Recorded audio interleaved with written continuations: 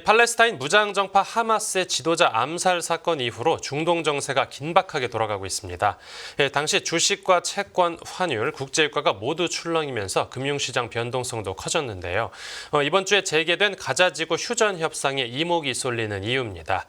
현 중동 정세와 앞으로의 전망, 고려대 중동이슬람센터 성일광 연구실장과 함께 진단해 보겠습니다. 네, 교수님 어서 오십시오. 안녕하십니까? 네, 먼저 이번 사건 배경부터 살펴보자면 이제 첫 가자지구 휴전 협상을 잘 앞두고 있었는데 이 이스라엘이 왜 기습적으로 하마스에 대해서 암살 작전을 벌인 겁니까? 네, 그렇습니다. 7월 31일이었죠. 네. 네. 테헤란에 방문했던 이스마일 하니예, 즉 하마스 최고 지도자가 새로 선출된 베제스키안 이란 대통령 취임식에 참석했다가 테헤란에 있는 혁명수비대 앙가에서 암살이 됐습니다. 네. 그래서 이것은 이제 이스라엘 측에서 아마도 협상 중에 또 암살을 했기 때문에 하마스 측에서는 아마 협상에 대해서 이제 조금 부정적인 시각들이 많이 나왔고요. 그러나 이제 기본적으로 이스라엘은 작년 10월 7일 하마스가 가자지구를 넘어서 저 철책을 뚫고 이스라엘 마을을 습격한 다음에요. 이스라엘 정부는 여기에 관련된 모든 하마스 지도부를 다 암살하겠다. 그래서 일종의 살생부를 만들었다고 볼 수 있죠. 그래서 한 사람씩 계속 암살을 해왔고 테헤란에 방문한 하니에가 아마도 그 테헤란에서 암살하는 것이 훨씬 낫겠다. 왜냐하면 카타르에서 암살을 하면 카타르라는 국가와 이스라엘 관계가 또 나빠질 수 있기 때문에 그래서 아마 테헤란에서 암살을 했던 것으로 그렇게 보이고 있습니다. 그러나 뭐 협상이 이 한이 암살로 중단된 것은 아니고요. 네네. 계속 지금 진행되고 있는 상황이죠.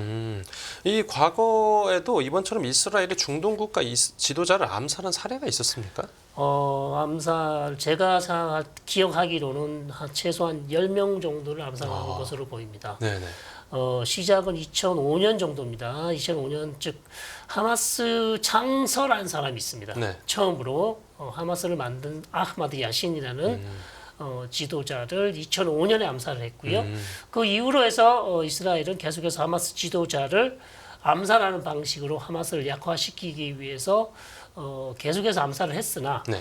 결국 이제 암살 정책을 비판하는 사람들은 결국 암살을 계속해도 계속해서 대체자, 즉 죽고 나면 또 다른 지도자들이 계속 나오는 것이고 특히 이제 대체자가 나오면 암살된 사람보다 훨씬 더 강경한 사람들이 많이 나왔기 때문에 오히려 암살 정책이 하마스를 괴멸시키기는 더 어려워 보인다. 이제 그렇게 이제 비판적인 시각도 많이 있죠.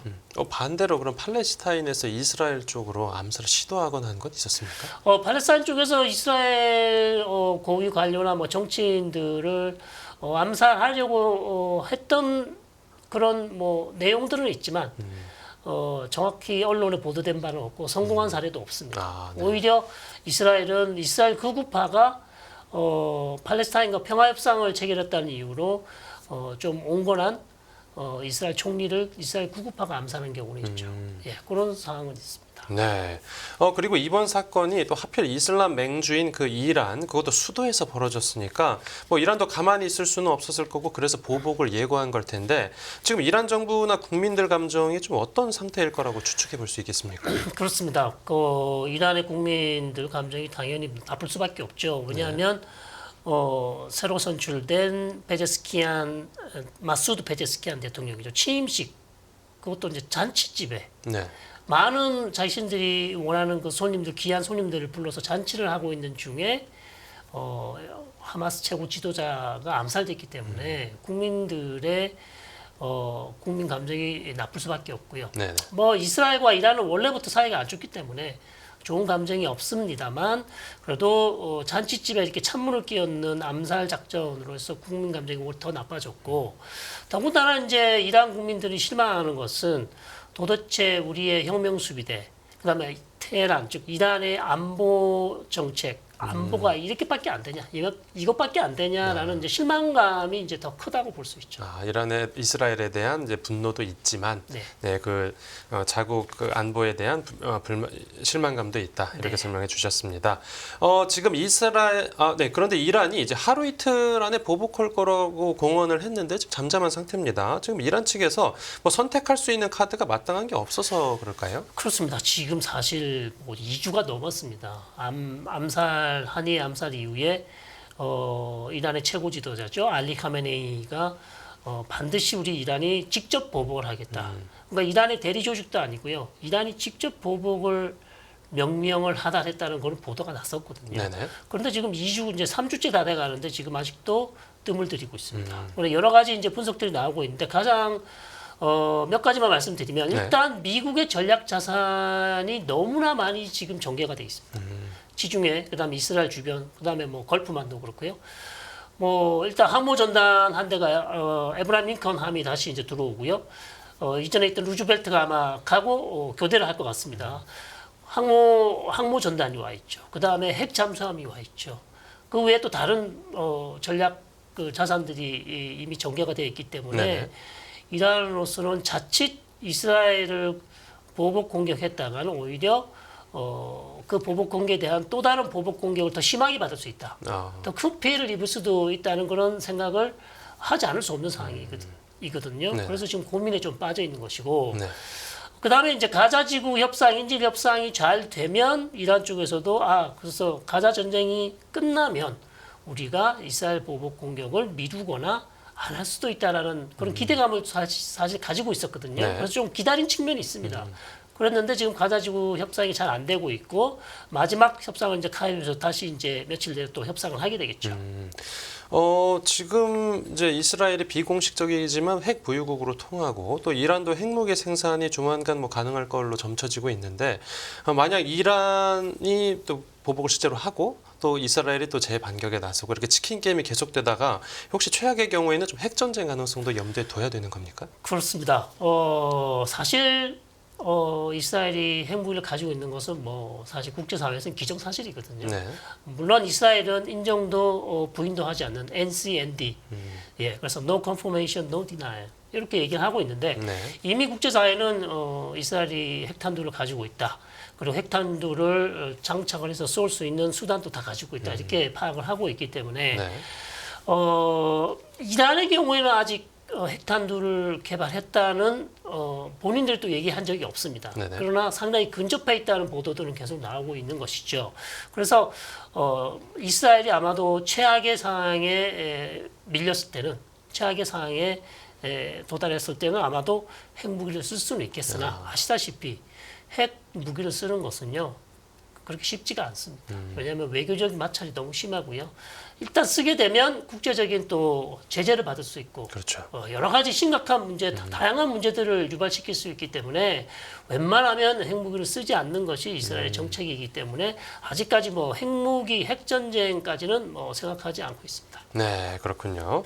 이제 가자지구 쪽 얘기를 다시 이제 해보자면 이제 지난주에 휴전 협상이 한번 결렬되고 다시 재개가 됐는데 이번 협상이 지금 어디까지 진행됐습니까? 그렇습니다. 협상이 사실 뭐 거의 뭐 6개월, 7개월 계속 해오고 있죠. 네. 사실은 협상이 계속되고 있는데 가장 지금 난점, 가장 어려운 부분이 이스라엘이 이제 가자지구와 이집트 국경을 지금 대고 있는 필라델피 회랑이라는 곳이 있습니다.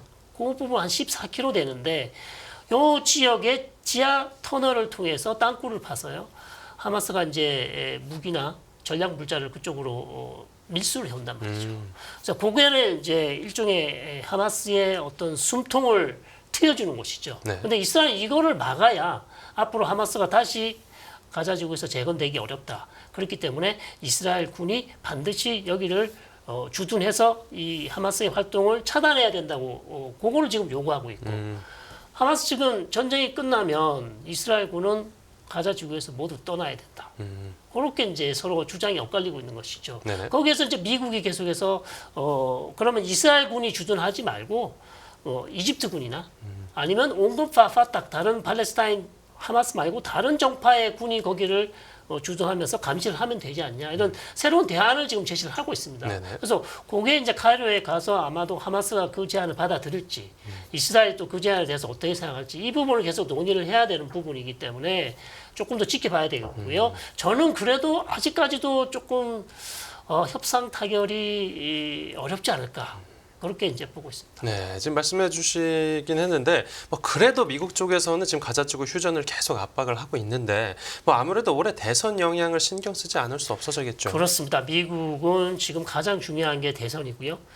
특히 지금 민주당 쪽에서는 이 가자 지구 휴전을 이끌어내서 중동 지역에서 확전을 막고 그렇게 해야 자기가 외교적 성과로 우리가 확전으로 가는 가자 지구 전쟁을 끝냈다.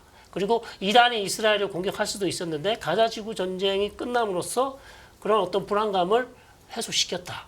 이런 것을 이제 외교적 성과를 내고 그래야 또 잠깐 뛰어오른 유가도 내려갈 수 있거든요. 네네. 그래서 이런 것들이 지금 민주당한테 너무나 중요하기 때문에 지금 가자 지구 휴전에 지금 목숨을 사실 걸고 있습니다. 그래서 이게 반드시 돼야 되고요. 되지 않으면 사실상 확전이 될 가능성이 높은 그런 상황이죠. 그래서 미국은 지금 일단 대선도 중요하고요.